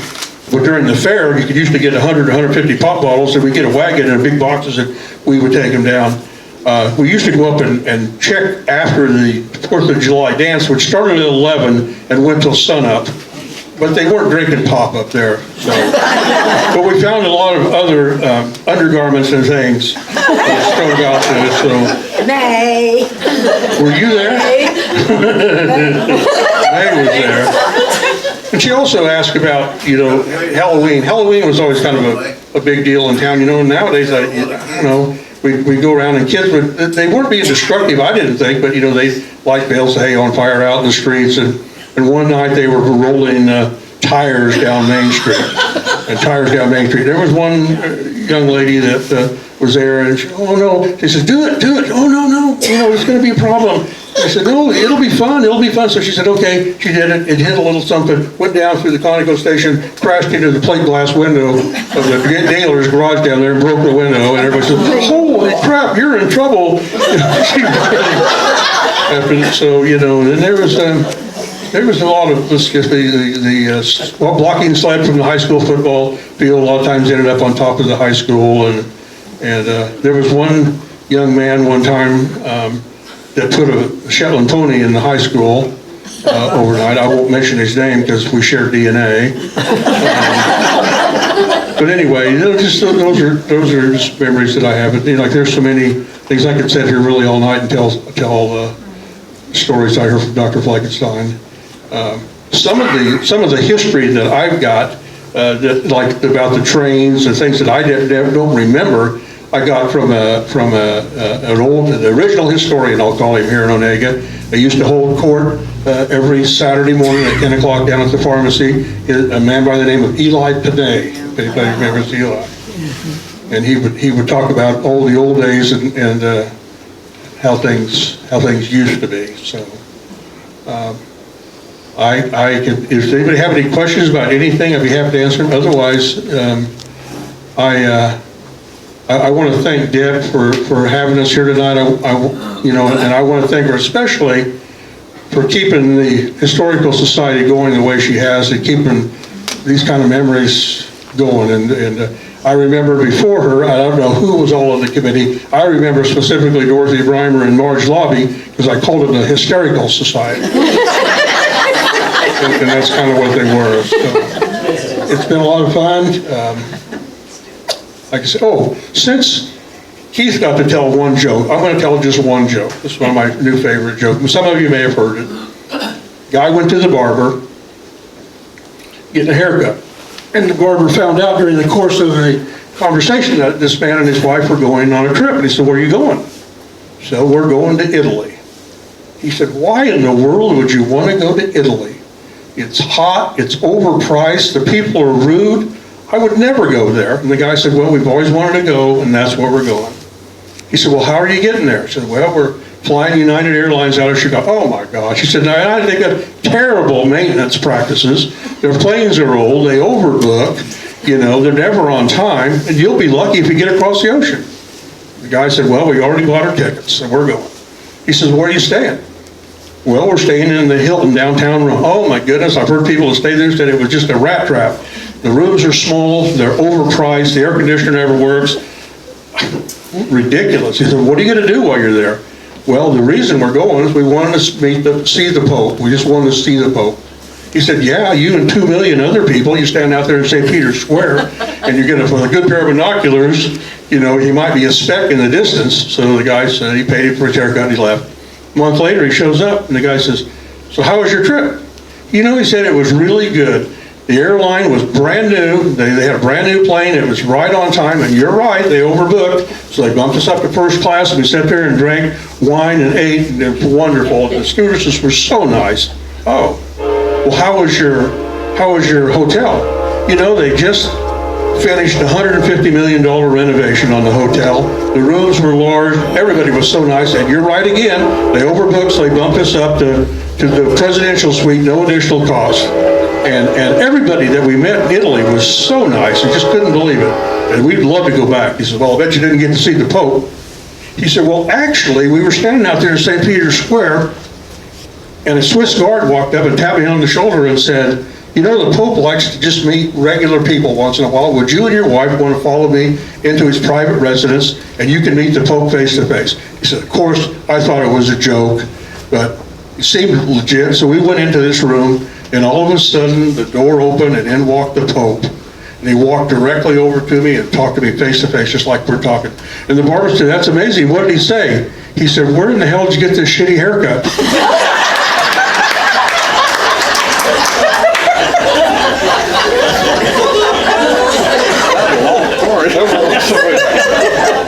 Is that John Ann? I wanted to share with you the prescription that you wrote there.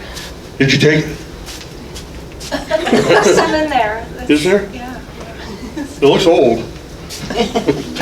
Anyway. 1981. Anybody have any questions or anything you want to share? Any memories you have about Onaga and back in the day? Yes, ma'am. I'll tell one on you, Tom. Say what? When we had our daughter, I called you and told you, "Tom, my water broke." And you said, "Well, don't tell me, call the plumber." That reminds me of another joke. This guy was a world-famous neurosurgeon, and he was getting ready to leave for an international conference. He was given the keynote speaker. And just as he's walking out there to go to his car to the airport, a pipe broke. So he called this emergency plumber number, and the plumber showed up right away and had it fixed in 30 minutes. He still had plenty of time to make his plane, so he asked. The plumber said, "Great." He said, "How much do I owe you?" The plumber said, $600. And the guy said, $600? He said, "You're only here 30 minutes. That's $1,200 an hour. I'm a neurosurgeon. I don't make $1,200 an hour." And the plumber said, "Well, I didn't make $1,200 an hour when I was a neurosurgeon either." So what happened? Did your water break, really? Yeah. Mary Habits was your nurse then. Okay. And she said, "If Tom don't get here pretty soon, I'm going to be delivering this baby." You walked through the door just as in time. She threw the gown on you and you cocked it.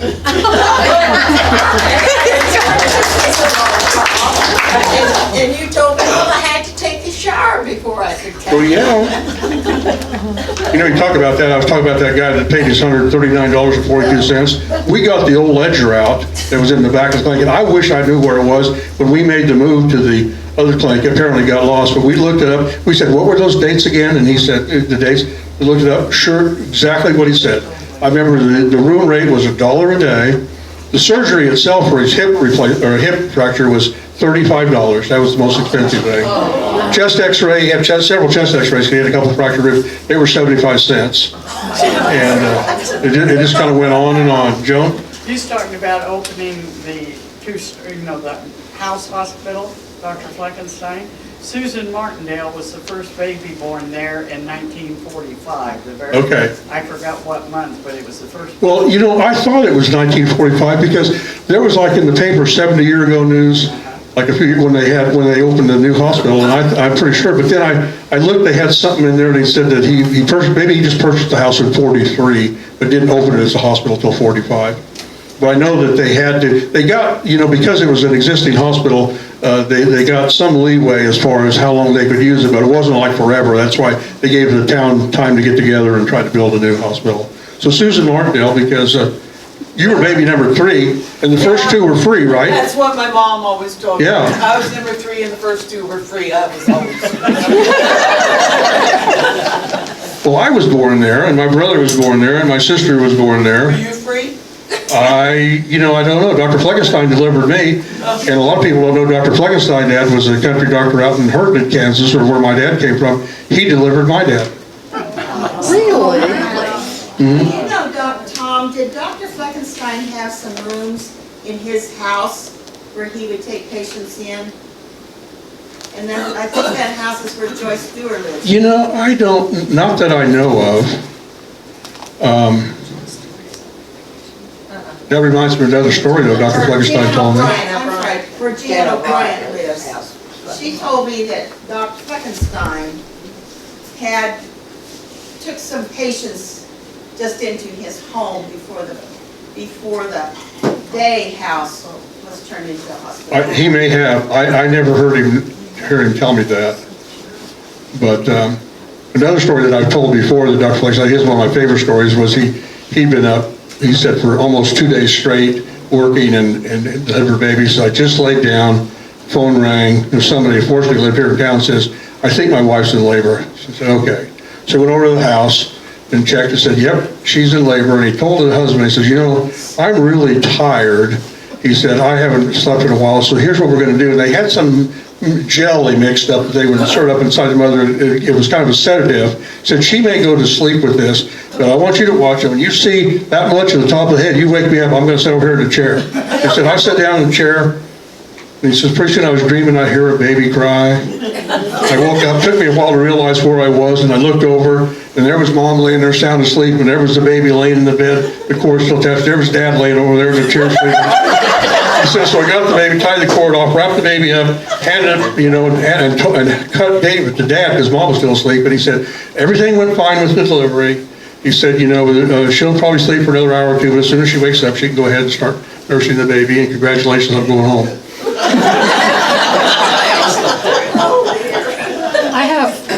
My grandmother was a midwife, and Doc Fleck, when Lois Bossy was born, not Lois, Linda Bossy was born. Doc Fleck, it was a snowstorm, and they couldn't get him in, so he had to ride a horse out to Minard Stallard's, and then they rode him from Minard Stallard's, rode in, and then my grandmother went over and delivered Linda as a midwife, and Doc Fleck got there after she'd already delivered. And he said that was the worst horse ride because they had to cut all kinds of fences and everything else because it was in a snowstorm. Dr. Fleckenstein had to cross the creek to get up to where the house where I was born. And it was in April, thunderstorm, and he lost his hat down the creek. Well, you know, my mom would always say that I was the second ugliest baby ever born in Onaga, Kansas. And I was the ugliest for 3 years until I won't mention the other person that was born. He was in my brother's class. But, yeah, so Dr. Fleckenstein, my dad told me the story one time where it was in the wintertime, and he said somebody was in labor, and somebody that they had like 12 kids already, and he said he had to walk, and it was like quarter-mile lane into the house. He had his bag, and there was 3 feet of snow, and he tromped in. He got to the porch, and the husband came out and said, well, Doc, you're too late. He said, she's had the baby, go on back. And he says, you know what? He says, I just want to come in and just see your wife one time when she wasn't pregnant. He says, like I said, Doc, you're too late.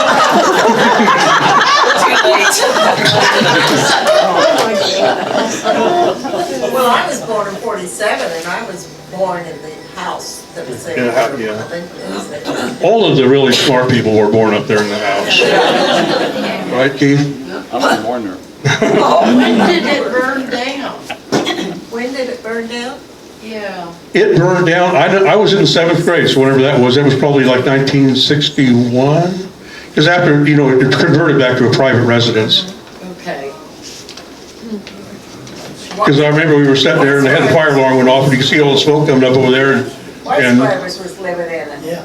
Right, and Rosemary was there, and we said, hey, it looks like that could be your house. And she's like, I mean, what do you say? And she was freaking out, but it was. So. I think they had a picture of it on the wall at the hospital. Do they still have that around somewhere, Marcia, do you know? We have quite a few pictures of the day in the hospital, in the museum, and we have some when it was burning. Wow. Yeah. Keith, do you have anything more to add? I'm about asleep. Well, it's getting on towards my bedtime, too. No, I have nothing to say. He said some things that I would like to comment on, but... Go ahead. Well, it's... You were right about most things you said, but I'm sure what you're going to say next is probably not accurate. Well, that's where you come in. Again. No, one thing I was going to mention was Coach Rosenfeld, because he was our football coach. And he was such an excellent guy. And I didn't know until later on that he was in the Navy. He was on PT boat in World War II. And even some of the instructors that I had in high school was Mr. Euler, and he was a parachute jumper in World War II. And I had no idea that he was that way because he did not have control of our class. He taught journalism, and he could have flopped any of us, but he just couldn't do it. But he showed us one day that he had this big gash on his cheek, and he said that he was in a ditch on one side and the Germans on the other side. That he jumped up and the guy came running over to him, and he's gonna shoot him. He said, but my gun was on safety, and the guy caught me in the cheek with his bayonet. And that's, you know, that was a teacher on Onaga High School with stories like that, and I had no idea that those kind of people existed in 1956. You know, that was something you see on TV, but not that. But anyway, Coach Rosenfeld, I remember in football because he was hard on us, and he had a paddle. And if you were on the line and you was up and you was getting ready to go out and you wasn't doing it right, he'd go wham. He hit you with that paddle, and it was hard. I mean, but he taught us one thing that I always remember. He says, he says, I played defensive end. He said, you're going to get knocked down in football. He says, just plan on it. You're going to get knocked down. He says, but you're going to get up. And he says, that's what life is all about too, by the way. He's dang right, you know. Yeah. Yep, he was a good man. Everybody ever played for him loved him, to be honest with you. Yes, So, I was loving him. He's out back in the beginning. I remember one night we played a game up in Sabetha, and we weren't playing very well. And at halftime, he came into the bus and said, well, I think maybe sometime you guys are a little bit yellow. And we'd never heard him say anything like that before. Monday in practice, we went to practice on Monday, he was in tears and he apologized. And he said, I've never said anything like that to a team before, and I'll never say it again, and I'm so sorry. Well, I got one more thing to say about Rosenfeld, because in 1956, we didn't have a real good team. And on offense, I was center. And Eddie Keel, he's the quarterback, he called a play that where the whole line goes to the left and block for the guy that's going to receive a pass. Well, everybody went to the left, and I was there, and he threw the ball, and the halfback wasn't there, so I caught it. Well, I was an illegal receiver. Well, yeah. So I run some 80-some yards, and I got a touchdown. And Rosenfeld took me out of the game immediately before they saw a 57 number was not supposed to be having the ball going for a touchdown. He was well aware that what happened, and he reminded me because Brother Sturdy was announcing the game, and he recognized it too. And all he would say was, Onaga scores a touchdown. It was, we ended up tying, it was Washington, which was a pretty good sized school, and it ended up tying 6-6. And so, you know, we played them in basketball, and I swear to God, they knew who I was because I got a black eye playing basketball.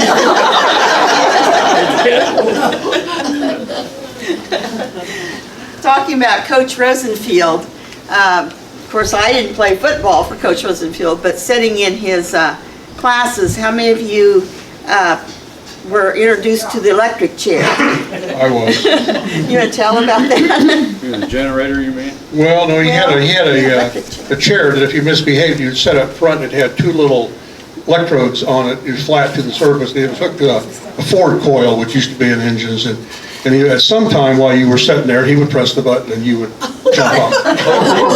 He did that. The other thing that he used to do a lot was he had this big ball bearing, a metal ball bearing, shiny, and he'd drop it on his slate desk and it'd bang, and he'd drop it and bang, and this is usually the freshman. Then he had a ping pong ball that was painted the same color. And when somebody was talking in the front row, he'd pick that up and he would throw it at him. And they'd go bing, bong, bong, bong, bong. And they thought they were dead, and so did everybody else in the class. So yeah, he had a lot of little, that stuff today you'd probably get put in prison for it. But you know, we look at those days fondly, what he did, yeah. You know, I didn't know about the ping pong ball. I just remember the chalk and the erasers. I mean, you can look at Rita Swanton in the back and go bang, and hit her right on. Well, did you do the paint can with the natural gas in it too? No, I don't know about He had a little that. hole in the top and a hole in the bottom, natural gas, and he would light it. He threw a razor. And he had it tied, it was a paint can, he had the lid on, he would light it like a candle, and it would burn and suck air in the bottom until it got to that critical mixture, and then it would explode. And it didn't explode the can, but it threw the cap off, and it was loud. It was a sure cure for constipation. I bet we could tell Leonard Ottman stories too. Leonard blow things up too. Well, yeah. One of our He was great. illustrious you got teachers one you wanna was. tell? Did you have? No, just Leonard Ottman, he would show you the acetylene torch, and he would put acetylene in one and oxygen in the other, and then he'd mix them and put them together. Yeah, you know what happened when he hit the one with the acetylene and the oxygen flew off. Yeah. He was the ag teacher, so I never had him as a teacher except for driver's education. And that was an education.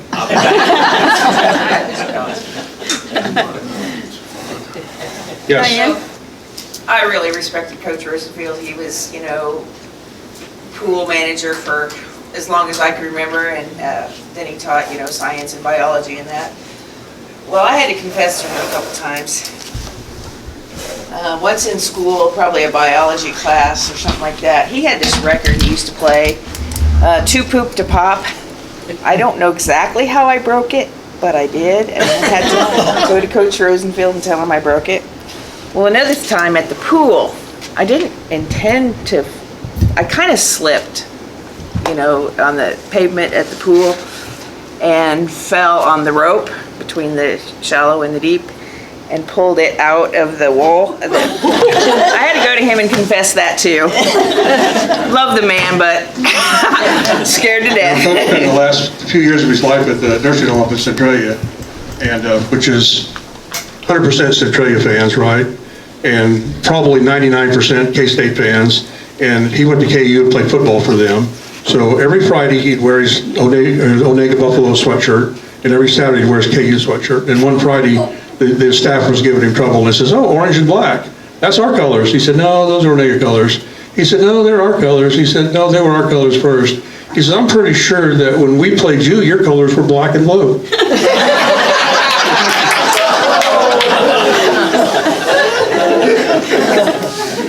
One time when I was the home ec teacher, Coach Rosenfield came down. He always wore blue pants, light blue pants. Yep. And there was a hole in the knee, and wanted to know if my home ec girls could fix those pants for him. And I said, "Sure, we can do that."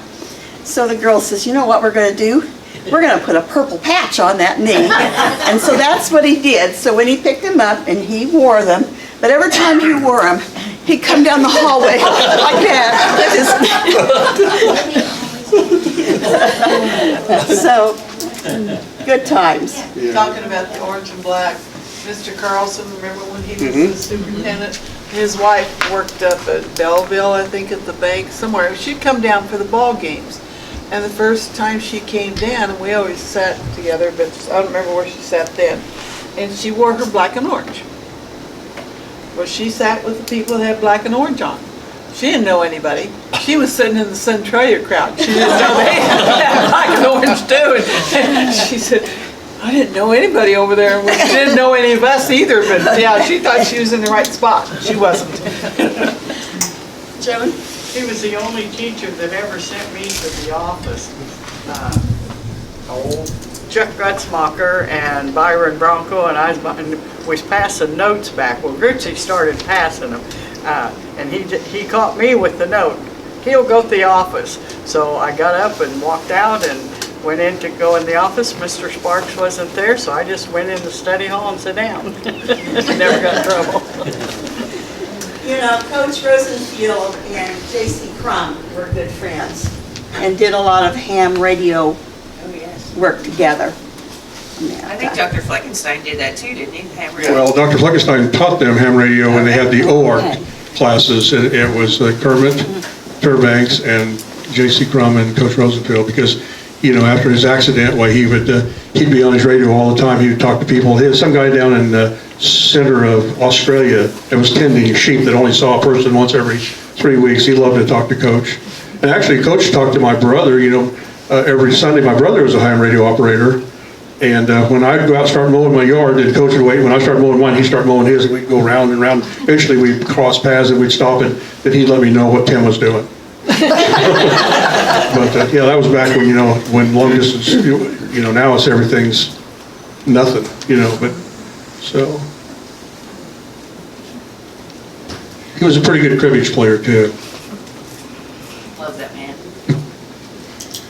Any other comments someone would like to share? Say there a few years ago, if you'll remember, Joe Harder kind of, I believe, republished an article in Onaga Herald, but I think Joy Zabel found it when they was cleaning out Dorothy Zabel's mother's house.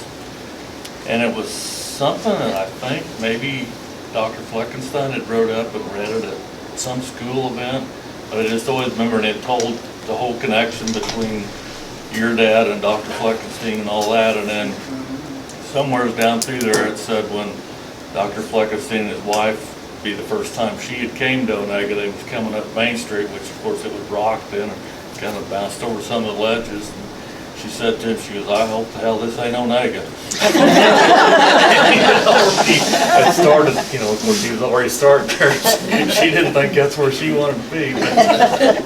Yeah, Coach liked to, he was always big on quick kicks. Remember the quick kicks? He's hiking between the quarterback's legs and Dale was my kicker in high school, and he'd do that. And my dad used to always go there Saturday morning. He'd go critique it because they were neighbors, and he'd say, "What in the world are you quick kicking on 4th down for?" He said, "That's when everybody punts. They're going to know you're going to punt it anyway." And he gave him trouble. And then the next week, on 4th down, they snapped it back. I won't tell you who the punter was, but he punted it, and it went straight up in the air and bounced and went backwards like 10 yards, where the quick kicks were going 30 and 40 yards down the field. And he apologized to him. He said, "Coach, I'm sorry. You know what you're doing." Good memories that everyone has, and let's give them a huge round of applause for sharing all that.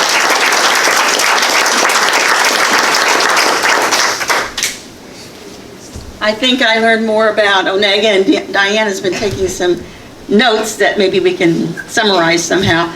You mentioned that article. I think we have that in the museum. Greg Haskins said that some time ago, Joe Harder had done an article for the Herald on the businesses in Onaga, and which were the first buildings and which were the second buildings. So I need to locate that and put that with our archives. The pictures are up over there, the businesses, if anyone wants to write down some memories that you have of whoever happened to be owning that business at that time. May, you want to share about getting gas? Driving into the... Oh, back in the 60s when cars were huge, Brimers and was it most, those where Nolte's used to have their gas stations, the cars were so big you couldn't get in and get out, so some of the little old ladies would bump their cars on they'd catch their bumpers on the gas tanks or on the gas pumps as they get in and out. So we could probably keep going, but I want to thank both of you for everything you've shared this evening. Let's give them a huge round of applause. This is for you guys, because you had to put up with this. Tom 50 years. gave me some praise. The Historical Society is a team. You see me a lot, but you don't see the people behind the scenes and everything that the people behind the scenes do to make sure that we have a historical society and that the Historical Society can continue. So if you're a member of the Historical Society, would you please stand up? And we do have membership applications available tonight if you would go. I would like for you to give them a round of applause. Because it truly, if it wasn't for Debbie coming up and doing the flowers and Linda Rodenkamp taking care of the building fund and people baking cookies all the time and just numerous, you just can't imagine all the things that go on for a little museum in the middle of the nowhere. But we are becoming pretty well known in the area for our museum, and thankful hopefully not everybody calls us the hysterical society. Because when I started and when Linda Rodenkamp started, that's pretty much what we heard most of the time. And I will grant you, there's times that we are a bit hysterical. But we're doing a lot. So I want to thank that team for making that possible in this little town. And Deanna does all of our videoing, and this will be posted to Facebook. Not probably tomorrow morning, but within the week it'll be posted.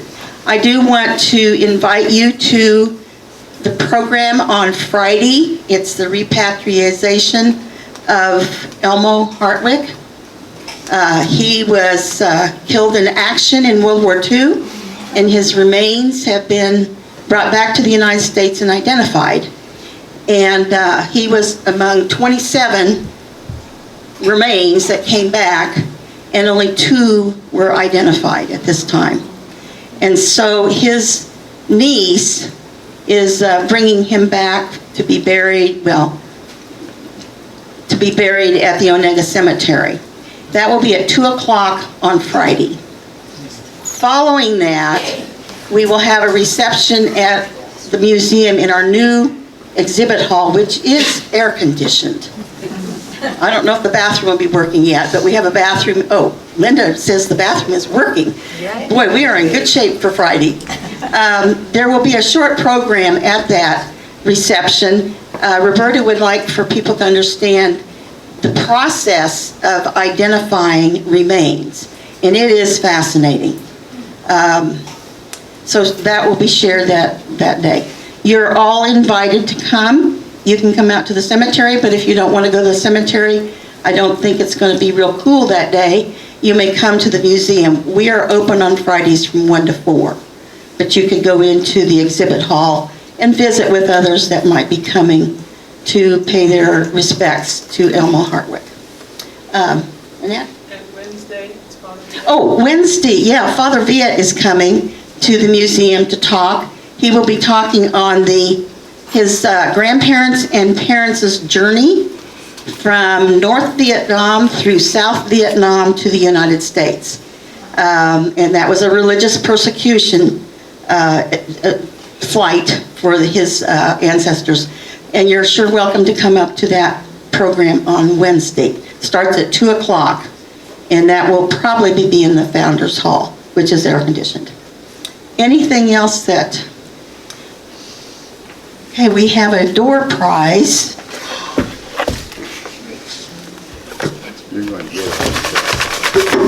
We'll let about Tom.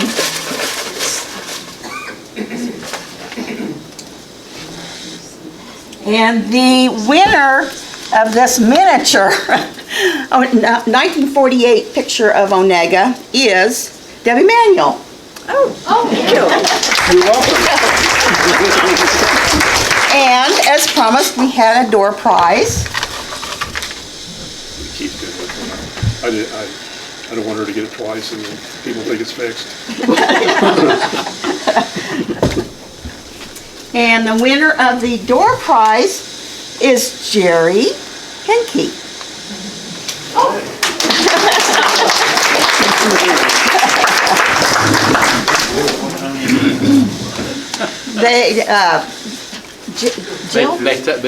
They drive me around since I'm not a very good driver. We're his Uber guy. They're Ubers. I hope you're a K-State fan. Yes. Good. It fits, huh? And a Royals fan. Right. Well, thank you very much. welcome. Thank you. Real pleasure. Real pleasure being here. And keep drawing it had nothing to do with it. That's right. I didn't think about that. Keith and his friends are spending the evening tonight over at the Onaga, what's it called? Jaybird Motel. That's Jaybird bad. Motel. Supposed to be Used to be Gabriel. Henry's, he sold It was popcorn. Henry's. Yeah, Henry's. Yeah. He sold popcorn at the Yeah, theater. he was something. That's what I forgot. Talk about Henry's Motel. How many of you out there were Potawatomi beauty pageant contestants? I got to represent Henry's Motel in the beauty pageant. In that particular year, my first cousin was crowned the queen.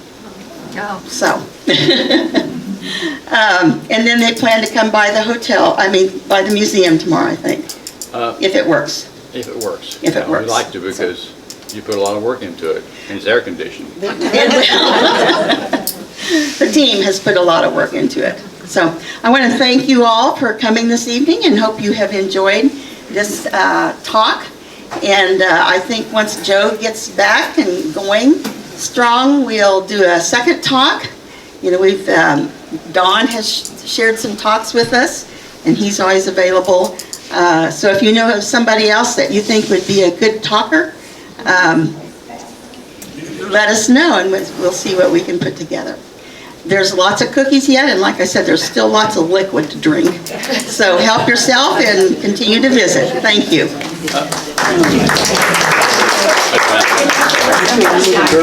Huh?